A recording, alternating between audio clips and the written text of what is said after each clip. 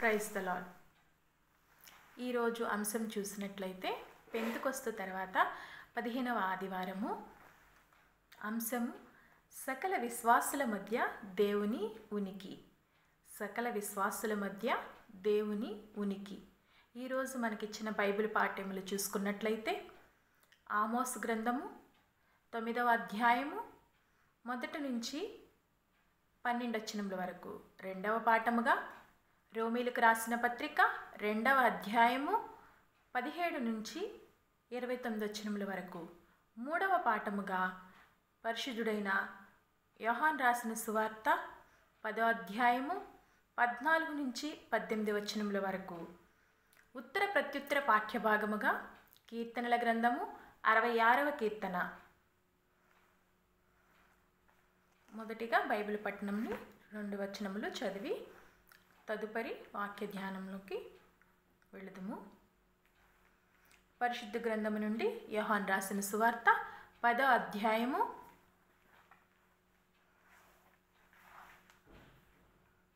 14-15 వచనములు చదువుకుందాము. నేను గొర్రెల మంచి కాపరిని. తండ్రి నన్ను ఎలాగు ఎరుగునో నేను తండ్రిని అలాగు ఎరుగుదును. అలాగే నేను నా గొర్రెలను ఎరుగుదును. నా గొర్రెలు నన్ను ఎరుగును. మరియు గొర్రెల కొరకు నా ప్రాణము పెట్టుచున్నాను. ఈ దొడ్డివి కాని వేరే గొర్రెలను నాకు కలవు. వాటిని కూడా నేను తోలుకుని రావలెను. అవి నా స్వరము వినును. అప్పుడు మంద ఒకటియు గొర్రెల కాపరి ఒక్కడును అగును. ప్రార్థన చేసుకుందాం. మహోన్నతుడును మహాగణుడను సకల ఆశీర్వాదాలకు కారణభూతుడమైన తండ్రి, పరిశుద్ధాత్మదేవ, దయగల దేవ, కృపగల దేవ, ఇదిగోనైనా కొద్ది నిమిషములు నీ వాక్యమును ధ్యానించుకుని చుండగా పరిశుద్ధాత్మ శక్తిని మాకుంచి నేను చెప్పబోయే 2 మాటలైనప్పుడు కూడా అవి నీ మాటలుగా ఉండడానికి మీరు సహాయం చేయండి. ప్రభువనైనా వినుచున్న వారికి వినగలిగిన మనసును దయచేయండి, గ్రహించుకునే మనసును దయచేయండి. ప్రభా, ఒక్క మాట అయిన దాని ప్రకారమునైనా జీవించడానికి కృప చూపించండి. ప్రభా అయ్యా, మీ సువార్త విషయంలో మీరు తెలియచేశారు. ప్రభా అయ్యానైనా మరి నీ సువార్తను నైనా మరి సకల జనులకు మీరు తెలియపరిచినట్లుగా అయ్యా ఈ చిన్ని సువార్త విషయంలో మేమునైనా సహకరిస్తూ దేవుని విషయంలోనైనా మా పాటు మాకు కొద్దిదైనా మేము పడాలని ఆశపడుతున్నాయినా మరి ఈ సువార్త విషయంలో నీ వార్తను మేము చెప్పడానికి ప్రభా మీరిచ్చిన ఈ ధన్యతను బట్టి నీ కృతజ్ఞతాస్తుతులు చెల్లించుకుంటూ ఈ కొద్ది మనములు ప్రభా నజరేయుడైన యేసుక్రీస్తు నామమును అడిగి వేడుకుని ప్రార్థిస్తున్నాము తండ్రి. Amen, amen, amen. ఈరోజు మనకిచ్చిన అంశాన్ని చూసి ఉన్నాం కదండి. సకల విశ్వాసుల మధ్య దేవుని ఉనికి. ఎవరైతే విశ్వాసంగా ఉన్నారో వారు దేవుని ఉనికిని ఏ విధంగా కనపరచాలి? సకల అంటే అందరూ, సకల అంటే అందరి మధ్య కూడా దేవుని యొక్క ఉనికిని మనము చాటే వ్యక్తులుగా ఉన్నామా లేదా అని మనమే పరిశీలన చేసుకోవాలి. మరి క్రైస్తవులు అంటే ఎలా ఉంటారంటే దేవుని ప్రేమ కలిగిన వారని, జాలి కలిగిన వారని, మరి దేవుని యొక్క మరి కనికరము కలిగిన వారు అని మనము చూస్తూ ఉంటాము. ఓర్పు కలిగిన వారు, సహనము కలిగిన వారుగా అనేక మంది క్రైస్తవులని మనము చూస్తూ ఉంటాము. ఇది ఒక మార్గమే కానీ ఇది ఒక మతము అయితే కాదు. ఇది మతం అయితే కాదని యేసుక్రీస్తు ప్రభువారే ఆయన బోధనలో తెలియపరిచారు. ఎవరైతే ఆయన బోధలు మరి చక్కగా చదువుతారో ఆ బోధలు చదివిన వారికి మాత్రమే ఇది ఒక మార్గము, ఇది మతము కాదు అని అర్థమవుతుంది.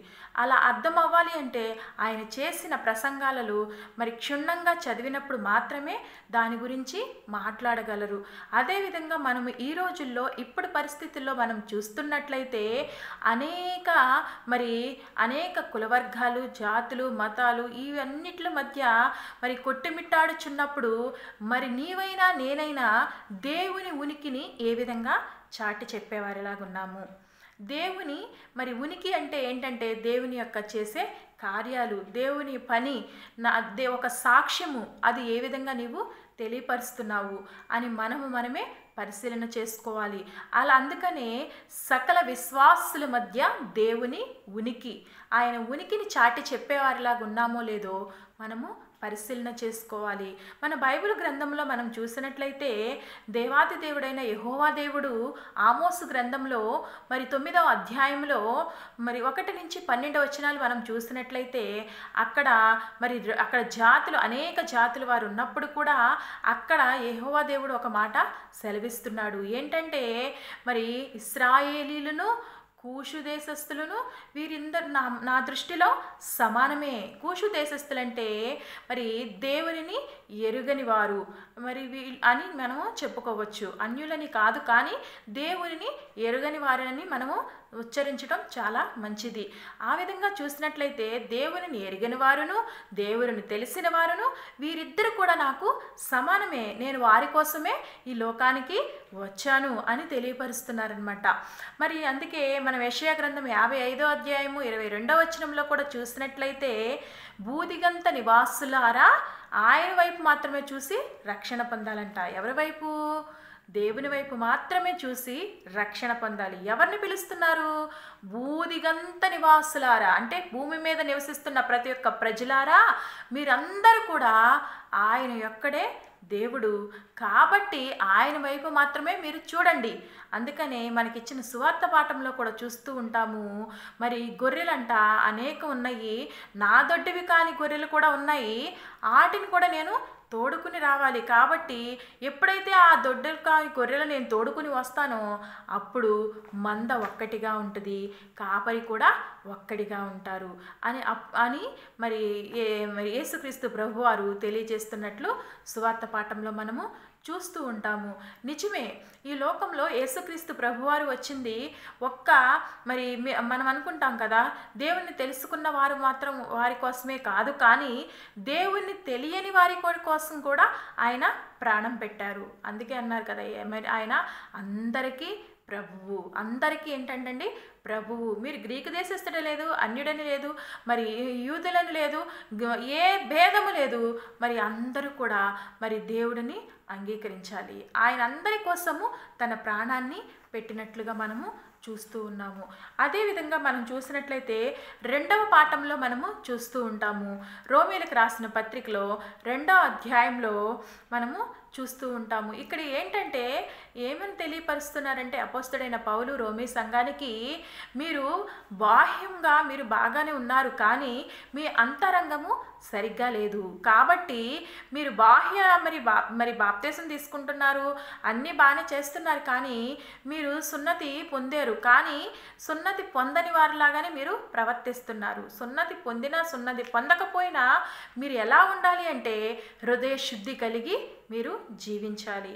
మీ ప్రవర్తన, మీరు హృదయ శుద్ధి కలిగి జీవించినప్పుడు మీ ప్రవర్తన అన్యులు కానీ దేవుని ఎరగని వారు చూసినప్పుడు వీళ్ళు అనుకుంటారు కదా, అయ్యో వీళ్ళు నిజముగా దేవుని బిడ్డలు. మీ విశ్వాసం అనేది ఎక్కడ ఉంది అని మనము పరీక్షించుకోవాలి. ఎందుకంటే మన నిమిత్తమేనంట మరి ఏమంటే అన్యుల మధ్య మరి దూషింపబడుతుందంట. ఒకసారి మనమే పరిశీలన చేసుకోవాలి. ఇప్పుడున్న పరిస్థితి రోజుల్లో ఒకరికొకరు మరి కామెంట్ చేసుకుంటూ మరి సువార్తను మరి ఎవరికి వాళ్ళే మరి తెలియచేస్తున్నారు, కానీ యేసుక్రీస్తు చెప్పిన బోధను మర్చిపోతున్నారు.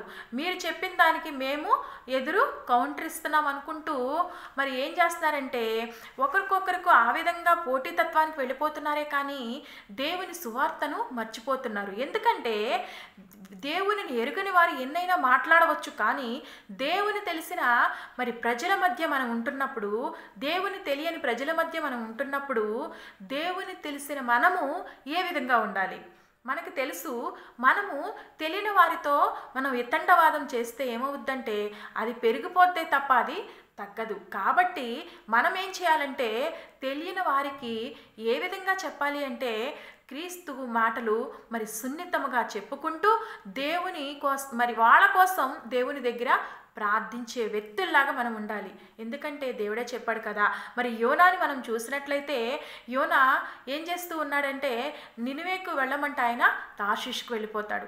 నినివే పట్టణానికి నేను వెళ్ళను, వాళ్ళు అక్కడ నా మాట అసలు వినరు ప్రభువా అంటాడు. అక్కడ అన్యుల మధ్య ఆ ప్రాంతంలో యోనా చేసిన మరి సువార్త వలన మరి అనేక మంది ప్రజలు దేవుని వైపు ఆ పట్టణము కూడా పశ్చాత్తాపముతో మరి దేవుని వైపు తిరిగినప్పుడు వచ్చే ఉగ్రత నుంచి వాళ్ళు తప్పించుకున్నారు. విశ్వాసం అనేది మనము పెంపొందింప చేసుకోవాలి. మన విశ్వాసం అనేది ఇతరులకు తెలియచెప్పాలి. అందుకనే మనము వితండవాదాలకి దిగే కొన్నా మన విశ్వాసము బట్టి ఇతరులను మనము దేవుని దగ్గరికి నడిపించవచ్చు అని మన ఒక ఉద్దేశం అండి. ఎందుకంటే దేవుడు తెలియచెప్పాడు, యేసుక్రీస్తు ప్రభువారు, మీరు శాంతి మార్గంలోనే ఉండండి. నా గురించి మీరు ఒక చెంప కొడితే ఇంకొక చెంప చూపించండి. అలా చెప్పుకుంటూ యేసుక్రీస్తు నడిచిన మార్గంలో మరి అనేక మంది నడుస్తున్నారు. అలా నడిపించడానికి ప్రయత్నం కూడా చేయాలి. అలా చేస్తుంటే దేవుడు కూడా మనల్ని బట్టి ఆయన సంతోషిస్తాడంట. సకల జనుల మధ్య నీ విశ్వాసము ఎలా ఉంది? సకల జనుల మధ్య నీ విశ్వాసం ఎలా కనపరుస్తున్నావు? దేవుని యొక్క ఉనికిని నీవు ఎలా చాటుచున్నావు అని మనమే పరిశీలన చేసుకోవాలి. అనేక మంది నువ్వు చేస్తున్న సంస్థలో, నువ్వు చేస్తున్న పనిలో, నువ్వు చేస్తున్న ఉద్యోగంలో, నువ్వు చేస్తున్న ఏ పరిచర్యలోనైనా దేవుని ఉనికిని చాటే వ్యక్తిగా నీవు ఉన్నావా?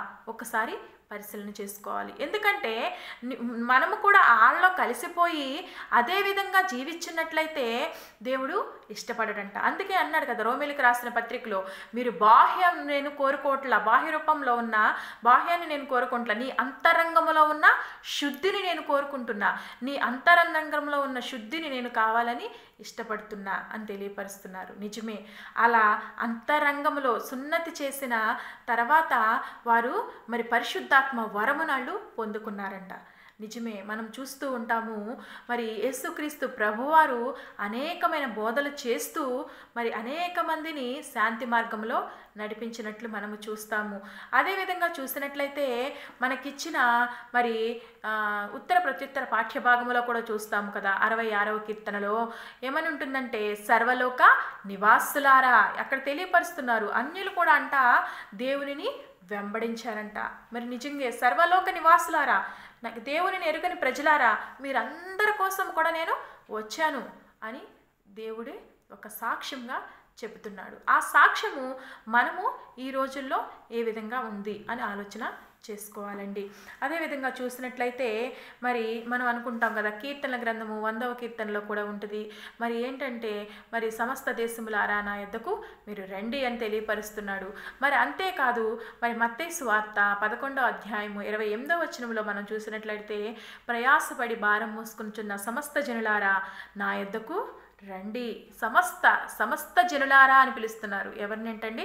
ఫస్ట్ ఏం చెప్పారు? యెషయా గ్రంథంలో భూదిగంత నివాసులందరూ కూడా నా వైపు చూసి రక్షణ పొందాలి అని చెప్పారు. మరి రెండవదిగా చూసినట్లయితే మత్తయి సువార్తలో మనము 11:28వ వచనంలో మనం చూసినట్లయితే, మరి సమస్తమైన జనములారా, మరి ఎవరు మీరు ప్రయాసపడిపోతున్నారు, భారంతో ఉన్నారు కాబట్టి సమస్తమైన మరి జనులారా మీ ప్రయాస అంతా కూడా మరి దేవుని మీద పెట్టండి అని తెలియపరుస్తున్నాడు. అదేవిధంగా మనం చూస్తూ ఉంటాము యోహాను సువార్త, మనకి ఇదందరికీ నోటెడే ఈ వాక్యము. ఎందుకంటే యోహాను సువార్త 3వ అధ్యాయము 16వ వచనంలో చూసినట్లయితే ఇక్కడ ఏమని చెప్తున్నారంటే, దేవుడు లోకమును ఎంతో ప్రేమించును. ఎంత ప్రేమించాడంటండి? ఎంతో ప్రేమించారంట. అంత ప్రేమించబట్టే తన ప్రియ కుమారుడైన యేసుక్రీస్తు ప్రభువారిని ఈ లోకానికి పంపించారు. నీ నిమిత్తము, నా నిమిత్తము, మనము చేసిన పాపముల నిమిత్తము ఆయన బలి అయ్యాడు. ఆయన పరిశుద్ధుడు కనుక మీరును పరిశుద్ధులయ్యుండుడి అని తెలియపరుస్తున్నాడు. ఆయన జన్మరహిత పరిశుద్ధుడు. మరి ఆయన పాపము లేనివాడుగా ఉన్నాడు, పాపం లేనివాడిగా పెరిగాడు, పాపం లేనివాడిగా చనిపోయాడు, పాపం లేనివాడిగా తిరిగి మరి బ్రతికి పరలోకమునకు ఆరోహణమయ్యాడు. పాపము లేనివాడు కాబట్టే పాపం చేసిన మనలను ఆయన రక్తములో మన పాపములను కడుక్కుని ఉంటే ఎవరైతే నీతిమంతులుగా తీర్చబడతారో వారిని తీసుకుని రావడానికి మరలా రానై ఉన్నాడు. సిద్ధపడదామా ఆయనకు కోసం? అలా సిద్ధపడిన వ్యక్తుల్లో అనేక మందిని మనము చూస్తాం. అలాంటి విశ్వాసం అనేది మనలో ఉండాలి. అలా విశ్వాసం కలిగి ఎప్పుడైతే జీవిస్తామో దేవుడు మనలను విడిచిపెట్టేవాడు కాదు.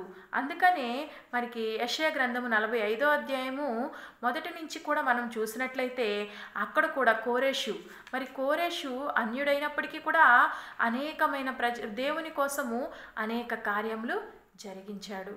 మరి అదేవిధంగా చూస్తాము నెహెమ్యా గారి గురించి చూస్తాము. నెహెమ్యా గారు ఒక రాజు దగ్గర పనిచేస్తున్నప్పటికీ కూడా దేవుని పని కోసము మరి ఆయన ఎంత పాటుపడ్డాడంటే మరి రాజును కూడా సహాయము పొందటానికి రాజే ఒక ధైర్యము, ఒక సాక్ష్యం ఇచ్చి, నేను నీకు సహాయం చేస్తా, నువ్వే పని అయితే చేస్తావో ఆ పనిలోకి నీకు తోడుగా నేను ఉంటాను అని ఒక వాగ్దానం చేసి, ఒక సాక్ష్యం ఇచ్చి, ఒక హామీ ఇచ్చి నెహెమ్యా గారిని పంపించారు. ఎందుకంటే మరి ఎరుకో గోడలు పాడైపోయినప్పుడు దాన్ని కట్టడానికి మరలా వాళ్ళు పూనుకున్నారంట. నిజమే. ఈ రోజుల్లో మనం దేవుని యొక్క ఉనికిని ఏ ప్రాంతంలో ఉన్నా, ఏ ప్రదేశంలో ఉన్నా, నీవు దేవుని యొక్క ఉనికిని చాటే బిడ్డగా ఉన్నావా? ఒకసారి ఆలోచన కలిగించు. లేదా నీవు కూడా అదే ప్రజల్లో, అదే ప్రాంతంలో, అదే ప్రదేశంలో కలిసిపోయావా? ఒకసారి ఆలోచన చేసుకోవాలి. గుర్తింపు అనేది, దేవుని గుర్తింపు మనకి కలిగి ఉండాలి. మరి దేవుని ఉనికిని మనము చాటే వ్యక్తులుగా ఉన్నామా లేదో మనము పరిశీలన చేసుకోవాలి. మన విశ్వాసాన్ని మనము కాపాడుకునే వారిలా ఉన్నామో లేదో మనం ఒకసారి పరిశీలన చేసుకోవాలి. అయితే మరి దేవుని ఉనికిని చాటిన అనేక మంది భక్తులు బైబిల్ గ్రంథంలో మనము చూస్తూ ఉంటాము. ఎందుకంటే వాళ్ళు మరి దేవుని ఎరుగని ప్రజలే, కానీ దేవుని ఉనికిని వారు చాటారు. మరి రాజులు రాసిన మరి 2వ గ్రంథము 5వ అధ్యాయము 1 నుంచి మనం చూసినట్లయితే అక్కడ సిరియా దేశం ఉంది. ఆ సిరియా దేశంలో మరి రాజు యొక్క సైన్యాధిపతి అయిన నయమాను ఉన్నాడు. ఆయనకి కుష్టి రోగము వచ్చింది. కుష్టి రోగం వచ్చినప్పుడు వాళ్ళు ఇశ్రాయేలు దేశం మీద మరి యుద్ధానికి వెళ్ళినప్పుడు ఇశ్రాయేలు దేశంలో ఉన్న ఒక చిన్న పిల్లని బానిసత్వంగా తెచ్చేసుకుని వారి ఇంటిలో వెట్టి చాకిరి చేసుకోవడానికి ఇశ్రాయేలు యొక్క చిన్నదాన్ని వారి గృహంలో ఉంచుకున్నారు. ఆ చిన్నది కోపగించుకోలేదు. చూసారా, ఇక్కడ ఇశ్రాయేలుడి చిన్నది తన ఉనికిని చాటిందండి. యేసుక్రీస్తు యొక్క ప్రభువు తండ్రి అయిన దేవుని యొక్క ఉనికిని తను చాటింది. ఏ విధంగా చాటింది? నా శత్రువు ఇంట్లో ఉన్నానే, నా శత్రువుల వారు నన్ను తీసుకుని వచ్చేసారు నా స్వదేశం నుంచి, నేను వీరింట్లో వెట్టి చాకిరి చేస్తున్నా, వెట్టి పనులు చేస్తున్నాను, వీళ్ళకెందుకు నేను చెప్పాలి అనుకుని తన యజమానుడుకున్న కుష్టిని చూసి వదిలేయలేదు. కానీ ఏం చేసింది తెలుసా? దేవుని యొక్క ప్రేమను ఆ బిడ్డ చాటింది. ఆ చిన్నది దేవుని యొక్క సువార్తను అక్కడ తెలియపరిచింది. ఎలాగంటే మరి దేవుని ఎరుగని మరి బిడ్డ అయిన నయమానికి మరి ఏం చెప్పిందంటే, మీరు మా దేశం వెళ్ళండి, ఇశ్రాయేలు దేశంలో మరి అక్కడ ఎలీషా గారు ఉంటారు, ఎలీషా గారి వల్ల మీకు స్వస్థత అనేది కలుగుద్ది, కాబట్టి మీరు ఏం చేస్తారంటే ఒక్కసారి వెళ్ళి మీరు చూపించుకోండి అని చెప్పినప్పుడు అసలు ఆ చిన్న బిడ్డ మాట విన్న నయమాన్ గారు మరి పరుగును వెళ్ళి మరి ఇశ్రాయేలు దేశంలో ఎలీషా ప్రవక్తను కలిసి మరి అక్కడ ఎలీషా ప్రవక్త ద్వారా స్వస్థత పొందుకున్నాడు. మరి ఎంత గొప్ప విషయమో కదండి. ఇక్కడ ఆ స్వస్థత పొందుకున్న వ్యక్తిని మనం చూసినట్లయితే చాలా ఆశ్చర్యం వేస్తుంది. అన్యుడైనప్పుడు, దేవుని ఎరుగని వాడైనప్పటికీ కూడా ఏం చేశాడంటే దేవుని యొక్క మరి మాటను విని లోబడి తనకున్న మరి వ్యాధిని పోగొట్టుకున్నాడు. ఆయనకున్న ఎంత విశ్వాసమో మనము చూసినట్లయితే తెలుస్తుంది. అదేవిధంగా మనం చూసినట్లయితే మరి లూకాసు వార్త 7వ అధ్యాయము 4వ వచనంలో కూడా మనము చూస్తూ ఉంటాము. ఏంటంటే అక్కడ ఒక శతాధిపతి ఉంటాడు. అతను తన దాసునికి మరి బాగోలేదంట. ఆ దాసునికి బాగోలేదు కాబట్టి స్వస్థత పొందాలని ఆశపడుతూ మరి కొంతమందిని యేసుక్రీస్తు ప్రభువారి దగ్గరికి పంపిస్తారంట. మరి అక్కడ పెద్దలను పంపించినప్పుడు యేసుక్రీస్తు ప్రభువారు దగ్గరికి వచ్చిన పెద్దలు ఒక సిఫారసు చేస్తున్నారు. ఏంటంటే, అయ్యా, శతాధిపతి నీ వలన మేలు పొందటానికి అర్హుడే, యోగ్యుడే. ఎందుకంటావా, ఆయన మరి మన ప్రజల నిమిత్తము మనకి అనేక మందికి మన జనుల నిమిత్తము ఒక సమాజ మందిరము కట్టించాడు. ఆ సమాజ మందిరము కట్టించాడు. అతడు నీ గురించి తెలిసిన వాడే తప్ప నీ గురించి ఎరిగిన సంగతులు, నీ బోధలు, నీ ఆశ్చర్యకార్యాలన్నీ విన్నాడు. అందువలనేనేమో నీ కోసం ఒక సమాజ మందిరం కట్టించాడు. ఇప్పుడు నీవు ఏమని చెప్తాడంటే, నీవు నా ఇంట్లోకి రావటానికి కూడా నేను పాత్రుడను కాను, కానీ నీవు మాట మాత్రము సెలవిమ్ము, నా దాసుడు స్వస్థపడతాడు అని చెప్పారు. నిజమే, ఆ విశ్వాసకి మరి ఎంత గొప్ప విశ్వాసం ఉందో కదండి. ఆ శతాధిపతి చేసి ఉన్న విశ్వాసము అంతా ఇంత కాదు. ఆయనకు 100 మంది మీద అధికారి అయి ఉండి యేసుక్రీస్తు ప్రభువారిని మరి ఆ రోజుల్లో రోమన్ ప్రభుత్వ కాలంలో మరి ఆయన చేస్తున్న అద్భుత కార్యాలు, ఆశ్చర్య కార్యాలు వింటున్న ఈ శతాధిపతి యేసుక్రీస్తు ప్రభువారికి ఒక మాట చెప్తున్నారు. అయ్యా, నీవు నా ఇంట్లోకి రావడానికి నేను పాత్రుడను కాను, కానీ నీవు మాట ఇస్తే చాలు, మాటలు అక్కడుండి చెప్తే చాలు, ఇక్కడ నా దాసుడు స్వస్థపడతాడు అని తెలియపరచాడు. ఎంత విశ్వాసమో కదా.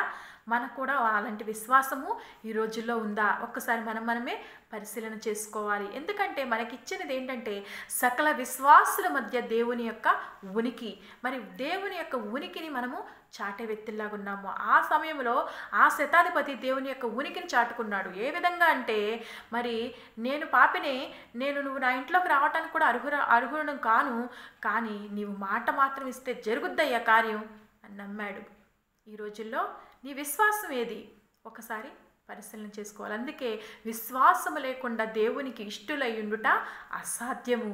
ఎప్పుడైతే విశ్వాసంతో ఉంటావో జరగని కార్యములు కూడా జరిగించే దేవుడై ఉన్నాడు. నువ్వు ఎంత విశ్వాసంతో ఉంటావో అంతే కార్యము దేవుడు చేస్తాడు. నువ్వు ఇంత విశ్వాసంతో ఉంటావా, ఇంత కార్యమే నీ గృహంలో జరుగుద్ది. ఇంత విశ్వాసం కలిగి ఉంటావా, అంత కార్యమే జరుగుద్ది. ఇంత విశ్వాసం కలిగి ఉంటావా, అంత కార్యమే జరుగుద్ది. నువ్వు పూర్ణమైన విశ్వాసం కలిగి దేవుని యందు ఉంటావా, నీకు పూర్ణమైన విశ్వాసంతో కలిగి ఎప్పుడైతే దేవుని మీద ఆనుకుని నీవే నాకు దిక్కు అనుకుని దేవుని మీదే విశ్వాసం ఉంచావో అప్పుడు పూర్ణమైన స్వస్థతే కానీ, విడుదలే కానీ, నీకున్న పరిస్థితులే కానీ తారుమారు చేయగల దేవుడై ఉన్నాడు. ఆయన విశ్వసించలేకపోవడమే మనము చేసుకుంటున్న కొన్ని పొరపాట్లు. విశ్వాసం లేకుండా మనము ఏ కార్యము కూడా చేయలేము. అందుకే అన్నారు కదా, ఆవగింజంతా విశ్వాసము కలిగి ఉండాలంట. ఆవగింజను మనం చూస్తాం కదండి, అది ఎంత ఉంటుంది? ఇంతే ఉంటుంది. అసలు మనకి చూపును కూడా కనిపించదు, ఇంత ఉంటుంది. దానినంట మరి కట్ చేస్తే దానిలోనంట ఇంత మరి ఖాళీ కూడా గ్యాప్ అనేది కూడా ఉండదంటండి. అంత గ్యాప్ లేకుండా ఉంది అంటే దానిని పోల్చారు అంటే అంత గ్యాప్ కూడా లేకుండా ఉంది అంటే ఏంటంటే మన విశ్వాసము కూడా చిన్న ఖాళీ కూడా అనేది ఉండకూడదు. అవిశ్వాసం అనేది మనలో ఉండకూడదు. పూర్తిగా దేవుని మీద డిపెండ్ అవుతావో అప్పుడే నీకు కార్యం జరుగుద్ది. అప్పుడే నీవు దేవుని యొక్క బిడ్డగా నీ గుర్తింపు అనేది నువ్వు ఇతరుల మధ్య ఒక సాక్షిగా నిలబడి దేవుని యొక్క ఉనికిని నీవు చాటుతావు.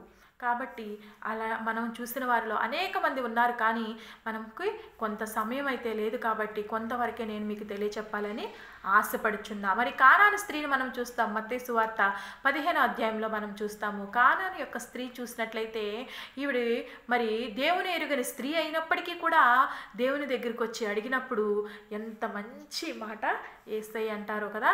ఈమె అబ్రహాము యొక్క మరి ఇశ్రాయేల్లో కూడా నేను ఇంత విశ్వాసం నేను చూడలేదు. అసలు ఎంత గొప్ప దేవుడోనండి.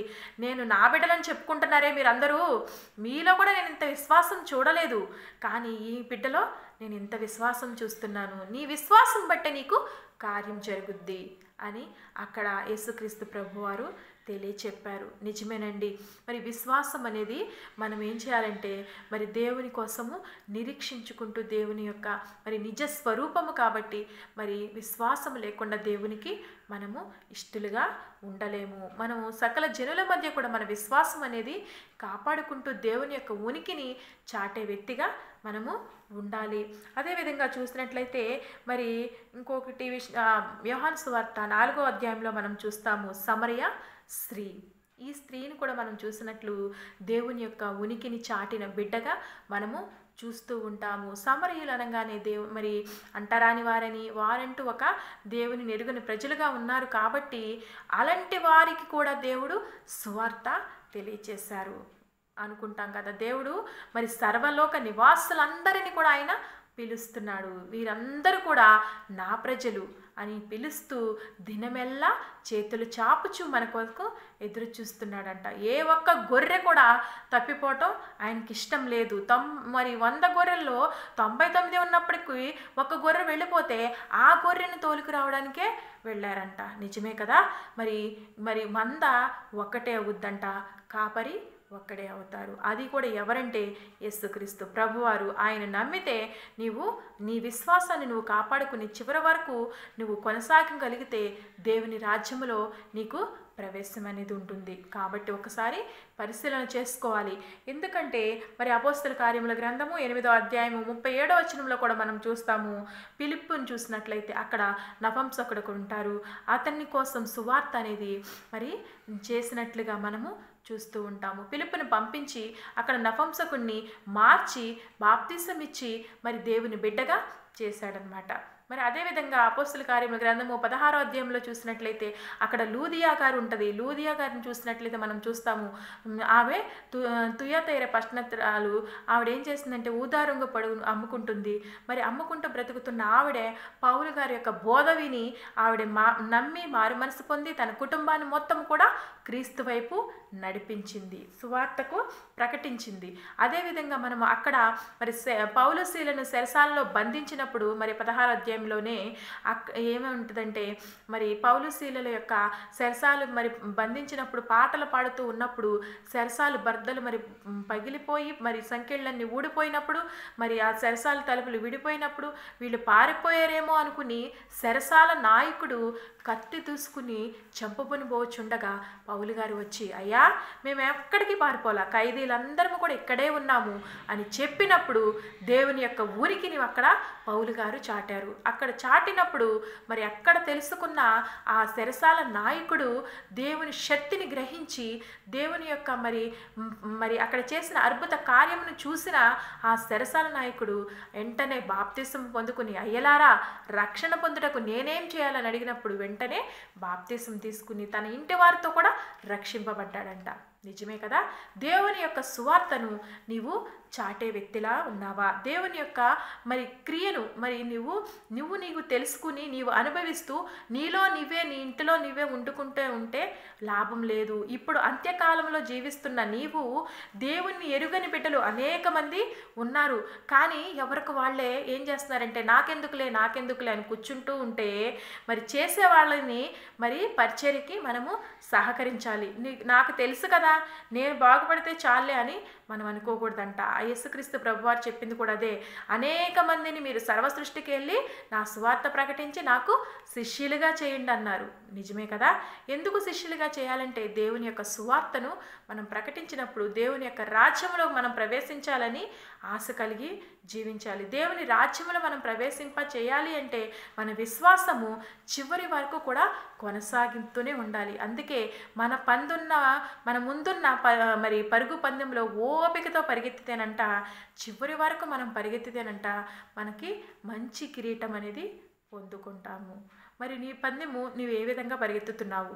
ఒకసారి నీవైనా నేనైనా పరిశీలన చేసుకోవాల్సిందే. దేవుని వాక్యము మరి రెండంచుగల ఖడ్గము లాంటిది. అది నీకు తగులుద్ది, నాకు తగులుద్ది, నీకు చెప్పే వాళ్ళకి తగులుద్ది, వింటున్న వారికి తగులుద్ది. కాబట్టి అలాంటి ఖడ్గమైన దేవుని మాటలు వినుచున్న నీవైనా చెప్పే నేనైనా సరే మరి దేవునికి ఇష్టకరముగా జీవిస్తున్నామా? మరి దేవుని రాకడ వస్తుంది, మరి నీ విశ్వాసము 10 మందికి నువ్వు కొనసాగిస్తున్నావా? నీ విశ్వాసము ద్వారా అనేక మందిని దేవుని దృష్టికి నువ్వు తిప్పే వ్యక్తిగా ఉన్నావా లేదా? నీ మాటలు విన్నప్పుడు అలాగే చెబుతారులే కానీ అని అనుకునే వ్యక్తుల్లాగా కాకుండా దేవుని వైపు నడిపించే బిడ్డగా నీ ఉండి నీ సాక్ష్యము 10 మందికి తెలియజేసినప్పుడు ఆ సాక్ష్యం ద్వారా అనేక మంది బిడ్డలు మారడానికి ఒక అవకాశం ఉంటుంది. కాబట్టి దయతో, కృపతో, ప్రేమతో యేసుక్రీస్తు ప్రభువారు ఏమని చెప్తున్నారంటే, నేను అందరి కోసం వచ్చాను, నేను అందరి కోసం మరణించాను, మళ్ళీ అందరి కోసం నేను తిరిగి రానయ్యున్నాను. ఒకే ఒక్క దేవుడై ఉన్నాడు, ఆయనే యేసుక్రీస్తు ప్రభువారు. ఆయన పరిశుద్ధుడు, మనం కూడా పరిశుద్ధులుగా ఉండాలి. అలాంటి పరిశుద్ధతను కలిగి మనము దేవుని వైపు చూస్తూ ఉండాలి. అందుకనే మరి హెబ్రీలకు రాసిన పత్రికలో కూడా మనము అందరూ చూస్తాం. అక్కడ విశ్వాసములు మరి జయించిన వీరుల చిట్టాని మనం 11వ అధ్యాయంలో మనం చూస్తూ ఉంటాము. ఏంటంటే వాళ్ళందరూ కూడా విశ్వాసంలో ఎంత గొప్ప వీరిలో కదా మరి అబ్రహాము విశ్వాసమును బట్టే వాగ్దానం యొక్క మరి ఫలాన్ని పొందుకున్నాడంట. మరి ఇస్సాకును వీళ్ళందరినీ మనం అనేక మంది బిడ్డలను మనం చూస్తూ ఉంటే అక్కడ విశ్వాసం బట్టే. మరి రాహాబును చూస్తాం మనము, ఆమె కూడా విశ్వాసము బట్టే దేవుని మరి యొక్క బిడ్డలను కాపాడింది కాబట్టి తన కుటుంబాన్ని రక్షించుకుంది. నిజంగా చూస్తూ ఉంటే విశ్వాసము లేకుండా మనం ఏ పని చేసినా అది మృతమే. కాబట్టి విశ్వాసము కలిగి క్రియలతో మనం దేవుని పని చేసినప్పుడు అది మనకి ఆశీర్వాదకరము. అలాంటి మనం పొందుకోవాలి అంటే నీవైనా నేనైనా దేవునికి ఇష్టకరంగా ఉండాలని కోరుకుంటూ మరి ఈ కొద్ది మాటలు యేసుక్రీస్తు నామమున చెప్పడానికి నేను ఎంతగానో సంతోషిస్తూ ఈ మాటలు యేసుక్రీస్తు నామమున మీకు తెలియపరుస్తున్నాను.